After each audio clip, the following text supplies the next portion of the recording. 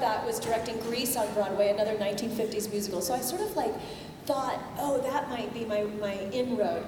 And that season on Broadway, they were also auditioning Carousel and My Fair Lady and all these things, and I was going to all those auditions. I was doing pretty well. I was getting callbacks, and they hadn't been fully cast yet, and I was still in the process. And when my agent says, you have an audition for Beauty and the Beast, and I thought, Beauty and the Beast? First of all, she's described as like the prettiest girl in the village, and I like had spiky red hair and looked like a punk rocker, and like, yeah, that's not me. Like maybe Peter Pan, but not that. I had also never seen the movie, I know, sadly. And I think that's what I was talking about.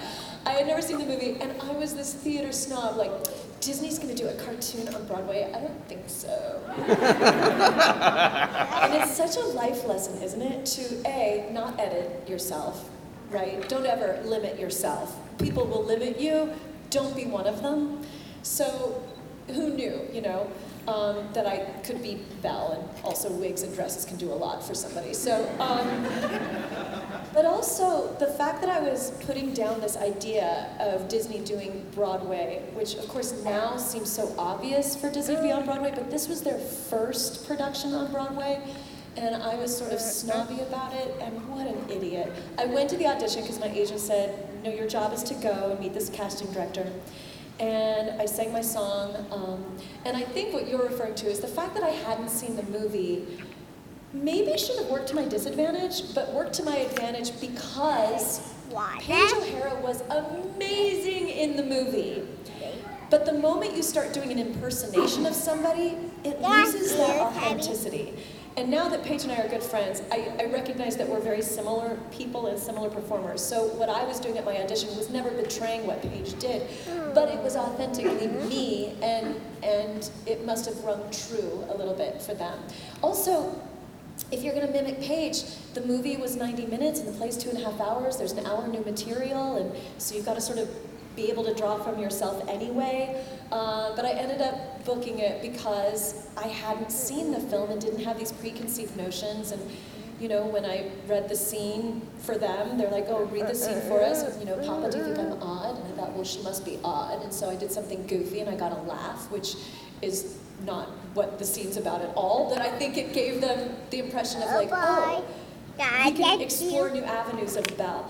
The stage production I like to call, you know, Beauty and the Beast 2.0, and now we have the live-action movie, which is Beauty and the Beast 3.0. And in each incarnation, we get to learn more about this character that we all love and grew up seeing, and or not seeing because I didn't see it. I have since seen it.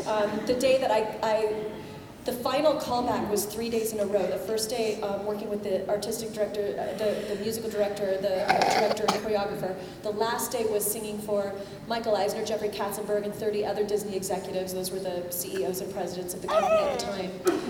And I didn't care about those days because I didn't know who any of those people were. Oh, to be young and naive. And but the second day I had to sing for Alan Menken. And that day was crazy because I was obsessed with Little Shop of Horrors. And so to see him behind the table, and I remember walking in the room, and I remember leaving the room 5 minutes later. I have no idea what transpired in the room, but it must have been enough to get me to the final day of callbacks. And after that final day of callbacks, about 11 o'clock that night, my agent had called and said, you got the role, and then the director called right after that. And then I didn't know what to do with myself, but this tells you how long ago it was. This was 1993. There wasn't a 24-hour Blockbuster down the street. So I lived in Harlem, so my dog and I like walked up the street to Blockbuster and I rented the movie.